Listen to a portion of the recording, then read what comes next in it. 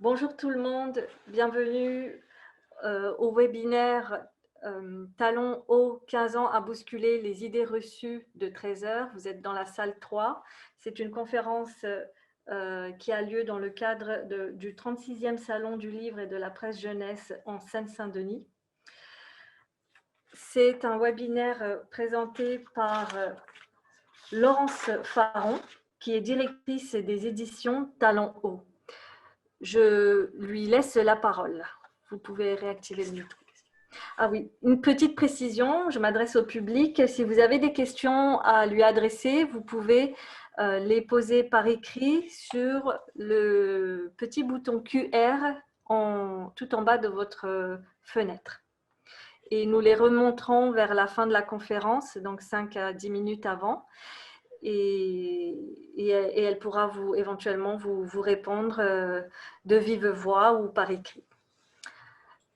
Merci à vous, Laurence, pardon.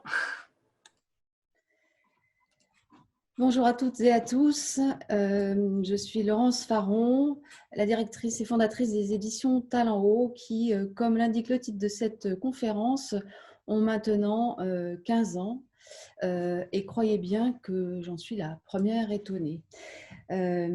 J'ai créé les éditions Talents hauts il y a donc en 2005. Depuis cette date, Talents hauts a publié plus de 350 livres pour la jeunesse, depuis des albums en passant par des romans juniors, des romans adolescents et même pour les adultes. Plus de 350 titres à raison de à peu près 25 par an. C'est beaucoup de travail pour une petite équipe qui compte maintenant 6 personnes. Vous l'avez peut-être croisé récemment sur les réseaux sociaux, puisque nous avons fait une petite vidéo spéciale confinement. Donc, vous pourrez retrouver les figures de Talents hauts sur les réseaux, notamment sur Instagram et Facebook. Talents hauts, c'est aussi un éditeur professionnel diffusé par Harmonia Mundi Livre depuis plus de 7 ans maintenant. Mais ce n'est pas tellement de tout ça et de toutes ces informations techniques et professionnelles que je voulais vous parler. Après tout, c'est quand même une année d'anniversaire et j'ai eu envie à cette occasion de balayer 15 livres qui ont fait date dans le catalogue de Talents hauts. Pour certains, vous les connaissez. Je vous raconterai des souvenirs, des anecdotes. Je vous livrerai peut-être même quelques secrets. Je n'ai pas l'intention pour autant de vous les raconter tous. Je préfère que vous alliez les découvrir par vous-même en librairie, en bibliothèque, si vous ne les connaissez pas. Et je vais commencer par La princesse et le dragon. Publié en 2005. C'est un album qui avait été publié d'abord au Canada dans les années 80 et qui, en 2005, n'avait toujours pas été traduit en français, à mon grand étonnement. Nous l'avons publié donc en octobre 2005, c'est notre tout premier album. Il a trouvé assez rapidement son public. Nous en sommes à la 10e réimpression. Et comme vous le voyez à gauche de cet écran, à une version anniversaire qui est un plus grand format avec une nouvelle maquette et qui surtout vous permet d'avoir en bonus la version audio lue par Nathalie Le Breton, qui était animatrice de l'émission Les Maternelles. Pour celles et ceux d'entre vous qui ont eu des enfants il y a quelques 10 ans, vous vous en souvenez certainement. Elle était donc sur France Télévisions et elle nous a fait le plaisir d'enregistrer pour nous la version de ce livre qu'elle aime beaucoup. En 2006, nous avons publié Roméo @ Juliette de Manukos. Roméo @ Juliette s'inscrit dans la collection Dual Books, qui est une collection de romans bilingues pour adolescents et adolescentes d'un genre tout à fait particulier, on peut même dire unique, puisque ce sont des livres bilingues sans traduction. L'idée étant que l'auteur ou l'autrice est lui-même bilingue et écrit directement dans les deux langues un roman en commençant par un chapitre en français et en écrivant le second en anglais. et ainsi de suite. Donc, il est fini le temps où on pouvait tricher ou regarder la traduction en regard de l'anglais. Là, c'est une véritable immersion et c'est surtout un véritable plaisir. Manukos a découvert l'existence de Talent Haut en nous entendant lors d'une émission sur France Culture. Il nous a envoyé, je crois, de mémoire dans les 48 heures, le manuscrit de Roméo @ Juliette sur le modèle que je viens de vous décrire, donc en alternant les deux langues, ce qui est quand même un petit exploit d'écriture, je vous garantis. Et il a tout de suite compris le principe, nous a envoyé le manuscrit de Roméo @ Juliette, qui est devenu le best-seller de cette collection Dual Books, qui compte maintenant une trentaine de titres. Et nous avons également décliné la collection en mini dual books pour les plus jeunes, pour les collégiens de 6e, 5e, 4e. Merci Manu. En 2011, je saute quelques années, La plume de Marie, un très joli roman pour les 10-13 ans écrit par Clémentine Beauvais, qui déjà à l'époque savait non seulement raconter une histoire et nous tenir en haleine, mais savait aussi écrire en vers, puisque la moitié de ce roman, La plume de Marie, est écrit en alexandrin. Il se trouve que Clémentine a été notre stagiaire à ses débuts et aux nôtres. Elle était étudiante encore en France et nous étions jeunes éditrices encore dans ma maison lorsqu'elle nous a envoyé trois manuscrits les uns après les autres que nous avons publiés tous les trois. Et elle a eu l'élégance et l'habileté de nous les envoyer anonymement, ce qui fait que nous n'avons pas su que c'était notre stagiaire qui nous les envoyait. Parmi eux, donc, La plume de Marie, toujours notre catalogue, toujours sur la liste de l'éducation nationale et toujours un très grand plaisir de lecture pour elle, pour nous et surtout pour les jeunes lecteurs et lectrices. En 2011 également, Contes d'un autre genre de Gaël Hémon. Alors nous étions à une époque où le mot genre ne faisait encore pas polémique, encore que je ne l'ai pas manié complètement par hasard non plus. Gaël Hémon est un fin connaisseur des contes et les connaissant bien, il sait très bien les pasticher, entre guillemets, les réinventer, les réécrire, les revisiter. Ce qu'il a fait dans cette anthologie de 3 contes que je vais vous présenter rapidement. D'abord, La Belle éveillée, illustrée par François Bourgeon, grand illustrateur de bande dessinée, qui signe là son premier et d'ailleurs, je crois, son seul album pour enfants. La Belle éveillée, vous vous en doutez, librement inspirée de La Belle au bois dormant. Rouge crinière, une réinterprétation très libre de Barbe bleue, magnifiquement illustrée aussi par Sylvie Serpry, dans un tout autre style bien sûr, qui raconte l'histoire d'une femme dont le cœur est enchaîné, ce qui la rend méchante. Et enfin, le troisième conte de ce recueil, Les souliers écarlates, inspiré d'un conte d'Andersen, illustré par Nancy Ribard.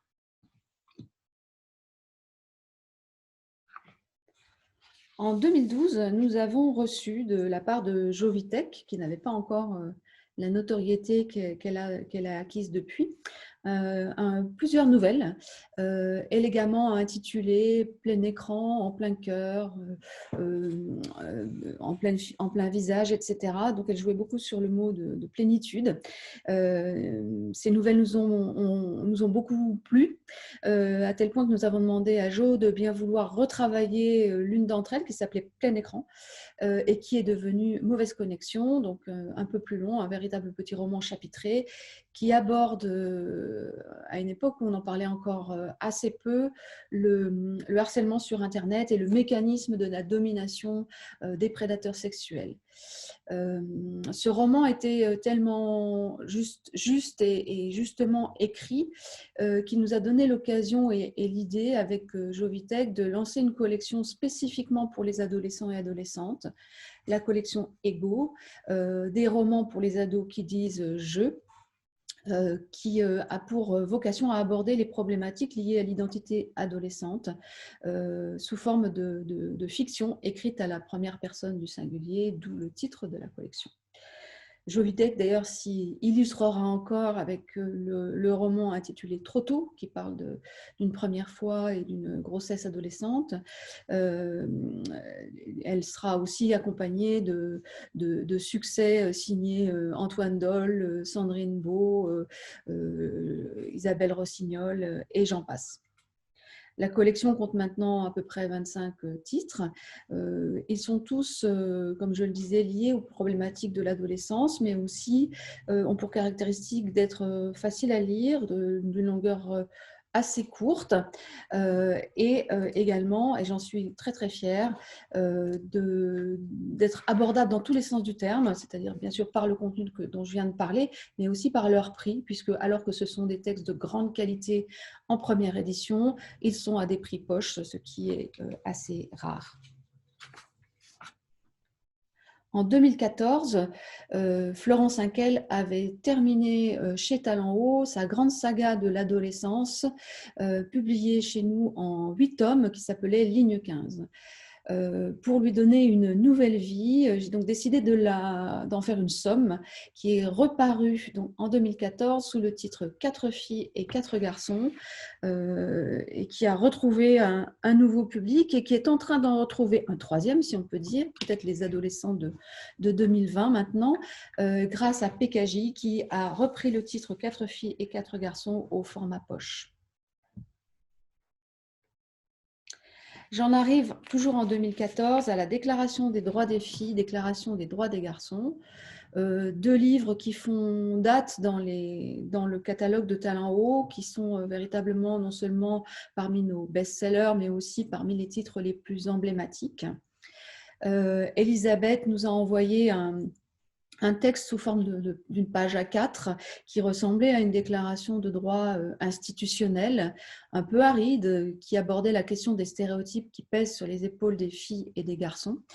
Je dois dire que quand je l'ai reçu, pour parler comme ma grand-mère, j'étais un peu comme une poule qui a trouvé un couteau. Je ne savais pas trop quoi faire de ce texte un peu austère.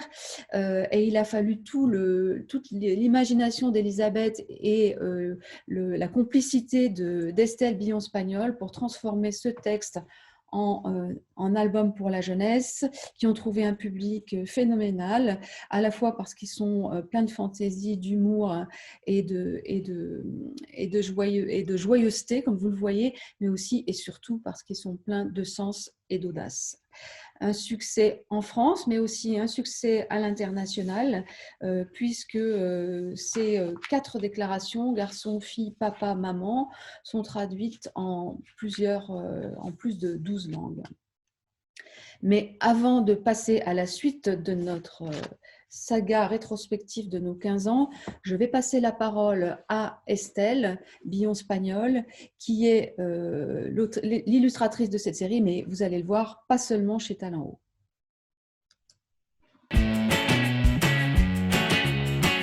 Je m'appelle Estelle Billon-Spagnol, je suis auteure et illustratrice et je fais ce métier depuis une dizaine d'années environ. J'ai publié mon tout premier livre aux éditions Talent Haut après un parcours qui ne menait pas à l'édition, pas à l'illustration. J'ai fait du droit pénal, je suis rentrée dans la police par vocation. J'ai adoré ces années-là, mais j'ai eu 30 ans et à 30 ans, voilà, j'ai fait un mini bilan de ma vie et j'ai décidé de prendre une année sabbatique et de reprendre le dessin et l'écriture. J'ai rencontré Mélanie Descours et Laurence Faron. On a discuté de leur ligne éditoriale. Elles m'ont parlé des messages qu'elles voulaient faire passer, de l'importance de faire des livres qui montrent aux enfants qu'ils peuvent être comme ils sont, voilà, tout simplement. Et c'est un message qui m'a plu, qui a résonné avec ma propre enfance, parce que j'étais...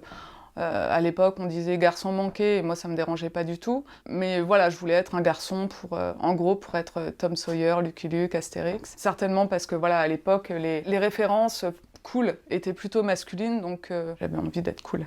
J'avais pas de projet, mais dès que je suis rentrée chez moi, tout de suite j'ai eu l'histoire de la catcheuse et du danseur. Et depuis ce premier livre, j'ai continué à écrire, dessiner et tout s'est enchaîné. En 2013-2014, Laurence Faron m'a appelée pour me proposer un nouveau projet. C'était les déclarations des droits des filles et des droits des garçons. Sur le coup, moi naïvement, je me suis dit mais ah bon, on sait pourtant qu'une fille peut jouer au foot et qu'un garçon peut pleurer, c'est pas grave. À force de faire des rencontres scolaires aussi, je me suis rendu compte que non, absolument pas, c'était pas évident pour tout le monde. Et que voilà, ces livres avaient leur place et vraiment leur utilité, même urgente. Ensuite, on a enchaîné sur les lettres timbrées, une petite collection de réclamations qu'ont écrit des enfants de tout âge, de tout milieu, au sujet des cadeaux de Noël.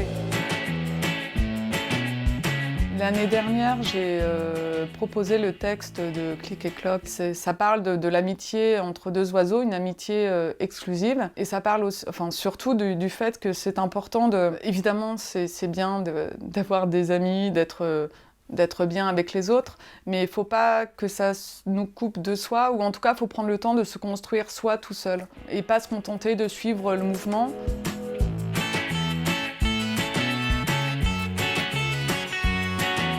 Alors le travail à la plume et à l'encre de Chine, c'est quelque chose que je fais depuis que je me suis remise au dessin il y a une dizaine d'années. C'est vraiment les dessins que je fais quand j'ai pas envie de faire mes crayonnés ou voilà, que j'ai pas envie de me plonger dans un projet précis. C'était vraiment de la pure détente et du pur plaisir. Ce que j'aime aussi, voilà, c'est aller avec mes planches, rencontrer mon éditrice, échanger, et avec une liberté aussi de mon côté. Enfin, j'ai l'impression voilà, qu'on se fait confiance mutuellement. Du coup, moi, devant ma page, je ne suis pas là stressée en me disant « j'y arrive pas ». Enfin, voilà. Au contraire, ça m'apporte, la sérénité m'apporte plus d'idées, d'inspiration. Je suis super heureuse que Click et Clock prenne vie chez les éditions Talent Haut. Et c'est vrai que les projets que je fais avec Talent Haut, je pense que je les ferai pas ailleurs.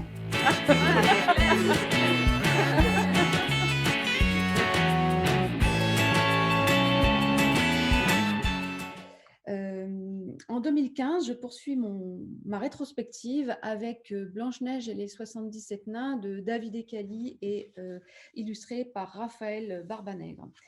J'avais dit que je ne vous raconterais pas les histoires, mais celle-ci... Il faut réactiver votre micro. Puisque Blanche-Neige a non pas 7, mais 60... Alors, vous m'entendez ? Je pense que oui. Mais en revanche, je crois que vous n'avez pas entendu Estelle du tout. Ce qui est bien dommage. Ceci dit, son talent, c'est quand même surtout le dessin. Et vous l'avez vu dessiner. Ce que je vous propose peut-être, c'est de poursuivre ma présentation. Vous pourrez, si nous avons le temps, nous repasserons cette vidéo avec le son à la fin. Je demanderai à ces dames du SLPJ de me dire si c'est possible. Et puis sinon, sachez que vous pouvez la retrouver sur notre chaîne YouTube, la chaîne YouTube de Talent Haut. Voilà, désolée pour la frustration, mais vous avez eu au moins l'image.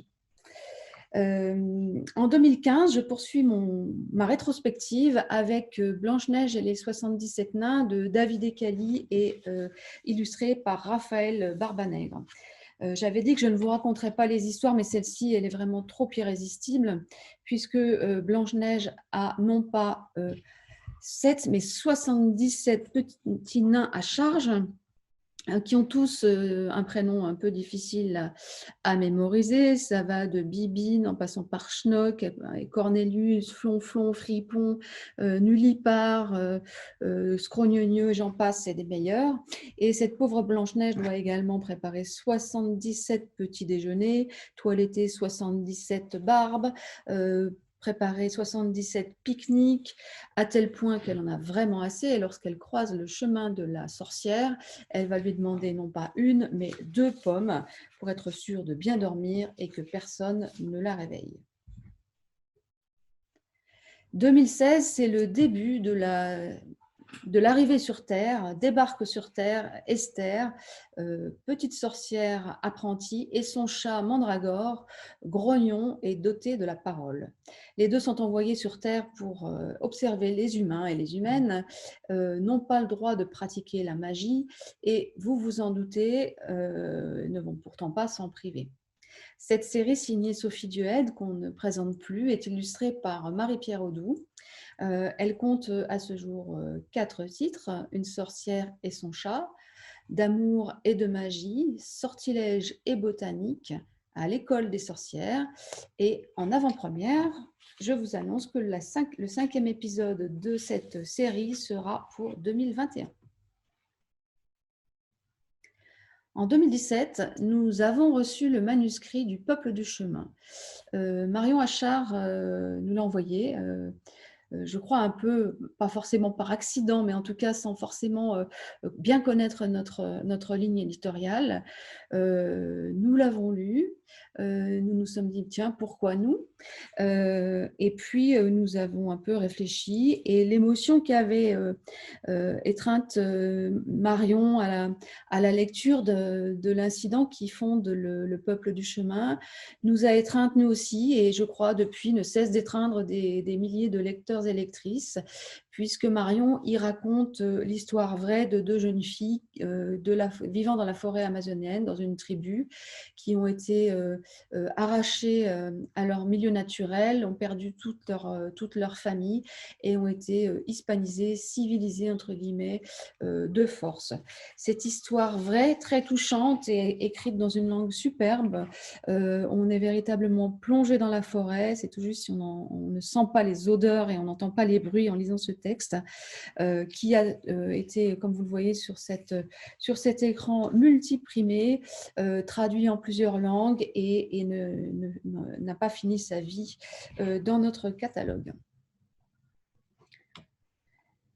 En 2018, nous publions Le Renard et la couronne de Yann Fastier. Après avoir publié La Volte, un roman steampunk qui a toujours toute ma tendresse, Le Renard et la couronne est véritablement une pierre importante sur notre chemin, une borne importante sur notre chemin, à la fois parce que c'est un grand succès de librairie, un grand succès public.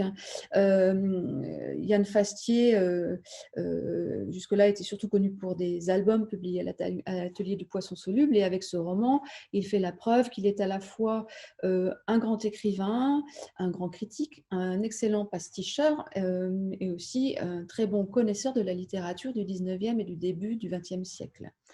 Moi, ce qui m'a surtout enthousiasmée, outre le plaisir de la lecture, c'est de voir que des jeunes d'aujourd'hui soient capables de se passionner eux aussi et elles aussi pour une littérature exigeante, classique, pour un roman de 544 pages, puisque après avoir été réimprimé plusieurs fois, ce gros roman est maintenant publié en grand caractère pour les malvoyants et chez PKJ en octobre 2020 au format poche. Donc, il n'a pas fini de toucher son public, et je trouve que c'est une très bonne nouvelle pour la littérature et pour la jeunesse. Je vais vous parler maintenant de la collection Les Héroïques. En 2016, je crois, nous avons reçu le manuscrit d'un certain Nicolas Michel, qui avait découvert l'existence de Talent Haut par un petit article critique publié dans Libération à propos d'un de nos romans parus dans la collection Ego de Gilles Abier, Je sais que tu sais. Ayant découvert que Talent Haut existait et que peut-être même que la littérature pour la jeunesse existait, Nicolas, qui était jusque-là auteur pour adultes, avec notamment après avoir reçu notamment le Goncourt du premier roman, nous a envoyé un manuscrit qui est devenu Quand le monstre naîtra dans la collection Les Héroïques, et qui fut suivi en 2018 donc du Chant noir des baleines, qui raconte le naufrage en 1920 au large de l'île de Ré d'un bateau qui transportait les tirailleurs sénégalais démobilisés qui rentraient dans leur pays. À partir de cette anecdote véridique, il a imaginé la rencontre entre un tirailleur et un jeune garçon d'une dizaine d'années qui vivait seul de manière autarcique avec sa mère, pacifiste et veuve de guerre. C'est la rencontre improbable entre ces deux mondes, entre ces deux personnages, entre ces deux horizons qui donne la trame du Chant noir des baleines, une très belle histoire dans une langue très élégante et avec une construction qui est palpitante, qui n'a pas échappé au prix des Incorruptibles puisqu'il a été en sélection en 2019. Je vous disais que Talent Haut s'était également diversifié en littérature générale. C'est le cas notamment avec la collection Les Plumées. Je suis lectrice, féministe, éditrice, un petit peu cultivée, et je m'étonnais souvent d'être incapable de pouvoir citer plus d'une dizaine de noms d'écrivaines classiques qui auraient écrit. Était-ce parce que j'étais mal éduquée, mal cultivée? J'en doutais quand même un petit peu et j'ai donc fait un petit peu de recherche pour m'apercevoir que les femmes ont toujours écrit et ont toujours bien écrit et que si leur œuvre n'est pas passée à la postérité, c'est bien parce qu'elles ont été mal diffusées, peu rééditées, mal référencées, jamais inscrites dans les programmes scolaires, rarement critiquées par les critiques, rarement primées par les jurys, etc., etc. En un mot, les femmes de plume sont plumées. L'idée de la collection Les Plumées, vous l'aurez compris, est donc de retrouver, de rééditer, de réhabiliter les œuvres du matrimoine, de les remettre entre les mains des jeunes et des adultes, grâce notamment à ces jolies couvertures signées Flory, brillant, mais aussi grâce à des préfaces, puisque chacune de ces œuvres est préfacée par un ou une spécialiste de l'autrice considérée. La prochaine à paraître, Opinion d'une femme sur les femmes, signée Fanny Raoul, et préfacée par Michel Perrault.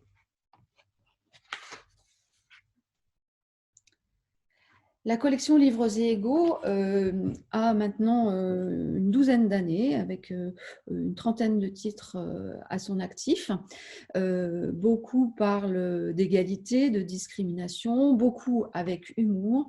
C'est le cas du Grand Bain de Marilène Fouquet, qui a une plume un peu à la manière du petit Nicolas, comme je vais vous le montrer dans ce petit extrait. C'est l'histoire d'une classe qui va à la piscine pour la première fois avec sa maîtresse. Chacun a une raison de ne pas vouloir se mettre à l'eau, et notamment le héros Nino, qui avait dit un gros mensonge et s'est inscrit dans le groupe des forts alors qu'il a peur de l'eau. Le couloir des filles est le même que celui des garçons, avec les portes à gauche au lieu de l'être à droite. Mais j'ai l'impression d'un nouveau monde. Au bout, j'aperçois la maîtresse en train de parler à la porte du vestiaire collectif. « Violette, qu'est-ce qui se passe ?» Avec plein de soupirs, Violette explique qu'elle ne peut pas sortir parce qu'elle a des verrues et que c'est un secret. À cause de ces verrues, elle est obligée de mettre des petits chaussons, des sortes de bonnets pour les pieds. Du coup, tout le monde va savoir qu'elle a des verrues qu'elle veut cacher, alors ça ne sert plus à rien de mettre les chaussons. Mais si elle ne met pas de chaussons, on va voir ses verrues. Ou quelque chose dans ce goût-là. J'entends pas tout. La maîtresse pose sa tête contre la porte et je vois qu'elle est bien fatiguée, alors qu'on n'a toujours rien fait. « Violette, sors de là. Tu n'as qu'à dire que tu mets des chaussons parce que tu veux éviter les verrues. »« Ah oui, c'est pas bête. Allez, file hors du bassin. » Je vous en aurais bien lu un autre, mais sur le troisième téton, mais on verra. S'il n'y a pas cette question, je vous le lirai pour vous faire patienter. Et j'en viens maintenant au dernier, last but not least, album de notre sélection de 15 titres, Les Petites Filles Cruelles, signé de Mr. Tan et illustré par Caroline Hu. Cet album est paru en octobre 2020, quelques jours avant le deuxième confinement. Il est donc toujours tout prêt, tout neuf et pas du tout abîmé par le soleil dans les rayons des libraires. Et il dresse en 15 portraits le tableau de 15 petites filles cruelles, peut-être pas, mais petites filles comme toutes les autres, qui ont des pulsions pas toujours avouables et qu'il vaut beaucoup mieux mettre dans un livre en images que de les mettre en pratique. Mais je vais laisser la parole à Mr. Tan lui-même, qui en parle beaucoup mieux.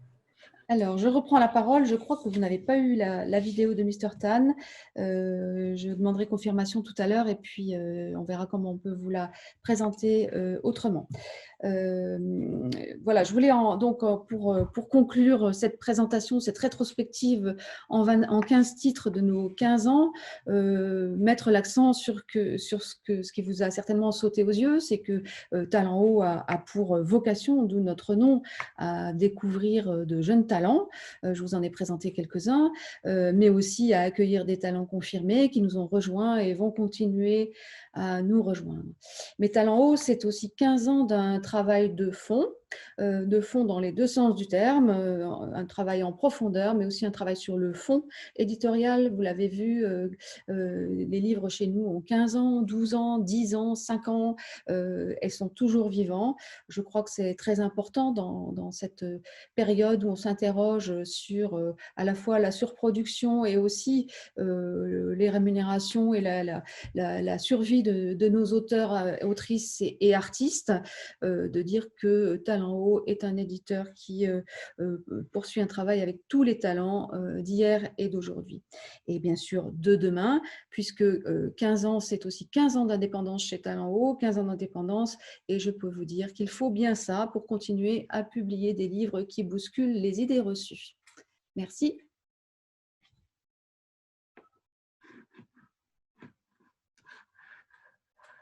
Je vais maintenant pouvoir répondre à vos questions, si vous en avez. Alors, première question que je peux vous transmettre. Alors, on a une personne qui est traductrice et autrice et qui aimerait savoir comment participer à l'aventure Talent Haut depuis l'Espagne. Que le soit en Espagne ne change pas grand-chose à la question. L'aventure Talent Haut, c'est une aventure éditoriale avant toute chose. Donc, nous sommes une maison d'édition, ce qui veut dire que nous accueillons et ouvrons la porte à tous les talents. Mais je n'ai pas de réponse de principe. Il faut nous envoyer un projet, il faut nous envoyer un manuscrit. Nous avons pour particularité et aussi fierté de répondre à toutes les personnes qui nous envoient des manuscrits, ne serait-ce qu'un accusé de réception pour qu'il n'y ait pas de doute sur la réception, justement. Nous ne pouvons malheureusement pas répondre en détail à tous les manuscrits. Nous en recevons à peu près 1500 par an, donc, y compris des romans pour ados. Donc, vous imaginez que c'est beaucoup de lectures. Mais en tout cas, nous accusons toujours réception et nous donnons des réponses argumentées dans le cas où le projet est arrivé jusqu'au comité de lecture. Y a-t-il d'autres questions ?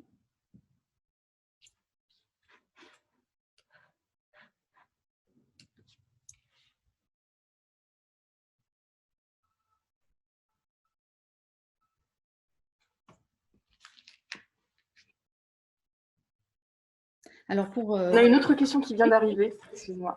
Avez-vous des projets en traduction ?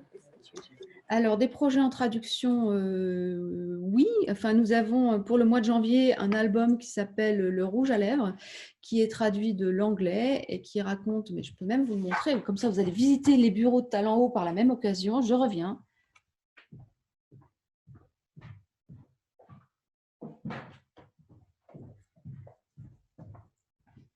Voici Le Rouge à lèvres, donc à paraître au mois de janvier chez Talent Haut. L'histoire d'un petit garçon qui se barbouille les lèvres de rouge à lèvres, ne fait pas que barbouiller ses lèvres, mais aussi toute la maison, et qui, sommé d'enlever le rouge à lèvres des murs, va quand même le garder sur sa bouche parce qu'il trouve que ça lui va vraiment très très bien.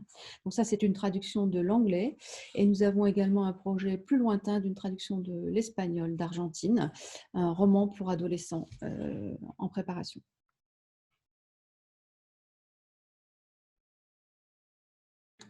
Alors, Pas d'autres questions pour le moment, visiblement.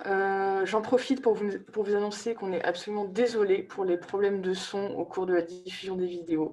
On est en train de régler ça.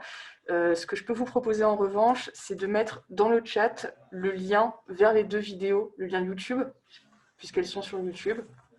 Voilà, c'est ce qu'on peut vous proposer là maintenant pour visionner ces vidéos-là. Voilà. Si vous avez d'autres questions à poser, allez-y, on a encore un peu de temps. Laurence, vous vouliez dire quelque chose sur les vidéos? Non, bah, les vidéos, je pense qu'on pourra aussi tout à fait vous envoyer le lien si vous nous le demandez. Vous pouvez communiquer avec nous par mail. Vous pouvez également aller sur notre site internet qui est une mine de renseignements avec une fonction recherche assez efficace. Je sais que la vidéo d'Estelle, par exemple, est sur notre site internet, sur la page de ses livres, par exemple de Click et Clock, dont je n'ai pas parlé, dont j'aurais pu parler. C'est un de ces très beaux albums publiés chez Talent Haut. Il fallait en choisir 15. Quant à la vidéo Mr. Tan, on l'a mise sur les réseaux sociaux récemment. Elle est accessible sur Facebook et on peut aussi la mettre effectivement sur la chaîne YouTube. Voilà, je crois qu'on a fait un petit tour d'horizon un peu rapide parce que j'espère avoir des questions. Donc profitez-en, je vous ai gardé du temps, il est pour vous. On a de nouvelles questions qui viennent d'arriver.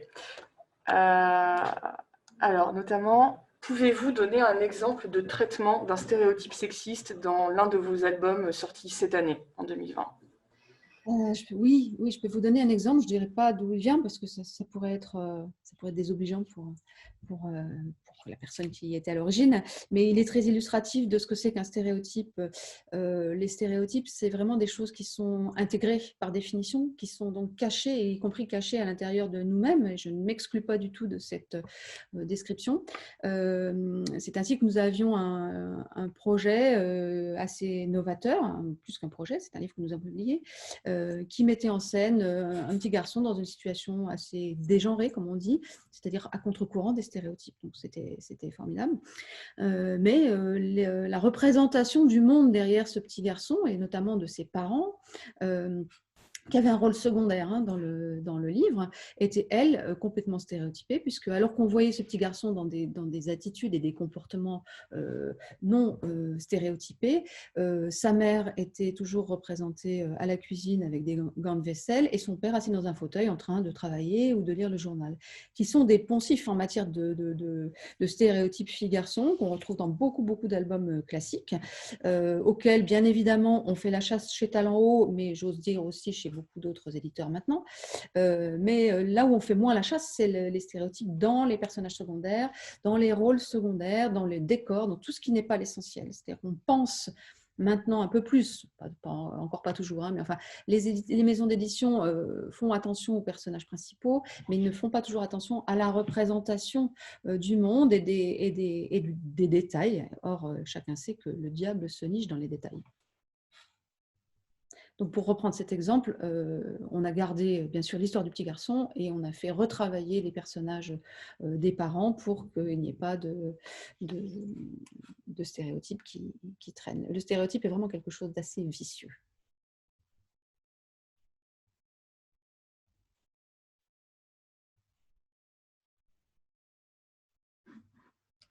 Voilà. On a une autre question. Quels sont les pays qui achètent le plus de droits de Talent Haut?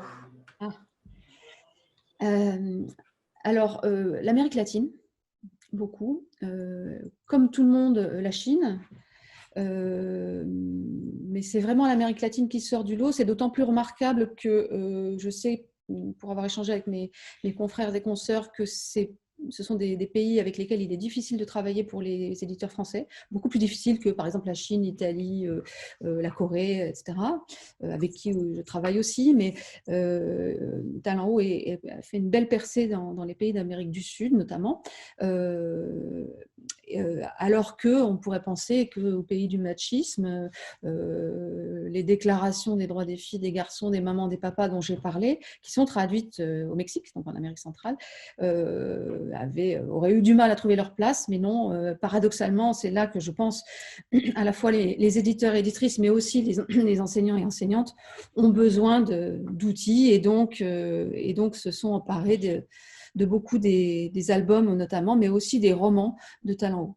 Et donc j'ajoute qu'effectivement, non seulement nous arrivons à vendre les droits des albums Talent Haut, mais aussi des romans pour ados en Amérique latine, alors que ce sont des marchés, à la fois l'Amérique latine et le roman ado, assez difficiles.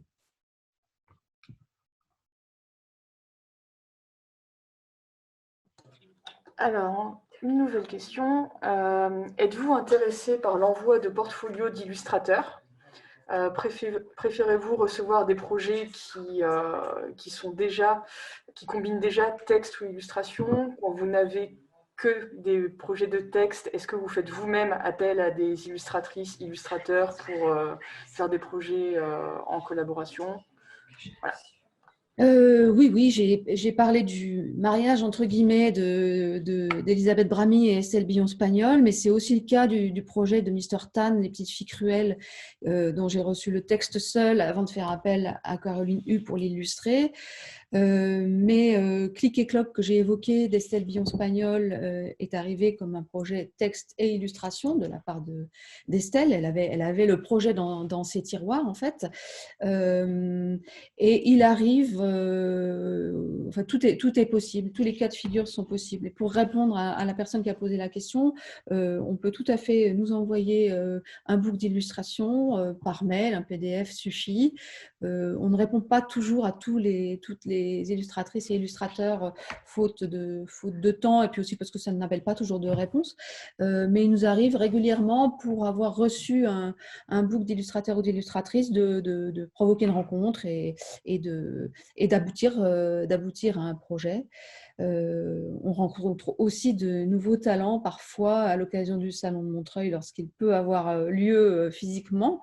C'est le cas par exemple de Séverine Huguet que nous avons rencontré il y a 2 ans au Salon de Montreuil qui avait un très très joli projet qui chez nous est devenu En cas d'attaque. Donc Séverine qui est devenue une jeune talent de Talent Haut, illustratrice et autrice qui nous avait tout simplement montré son book à Montreuil. Donc toutes les formules sont possibles. Comme je le disais, c'est une maison aux portes ouvertes.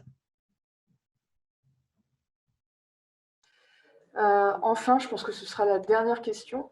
Avez-vous une politique écologique et solidaire? Et si ce n'est pas encore mis en place, est-ce que c'est quelque chose qui vous tient à cœur et que vous comptez mettre en place dans les temps qui viennent?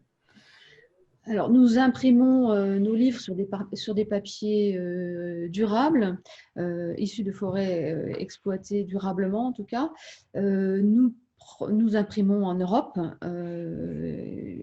quasiment jamais dans des pays lointains, sauf que lorsque vraiment il n'y a pas moyen de faire autrement. Il y a vraiment très très peu de cas chez Talent Haut. C'est à la fois une volonté et également une logique. Enfin, on peut pas non plus, on peut pas être sur tous les terrains aussi en profondeur, mais il y aurait une forme d'illogisme à se prétendre humaniste et à ne pas prendre en considération l'intérêt de la planète dans son ensemble. Donc, bien sûr, on y est attentive dans la mesure de nos possibilités et je pense que ça va aller en s'accentuant dans le temps parce que vraiment, plus personne ne peut ignorer le problème.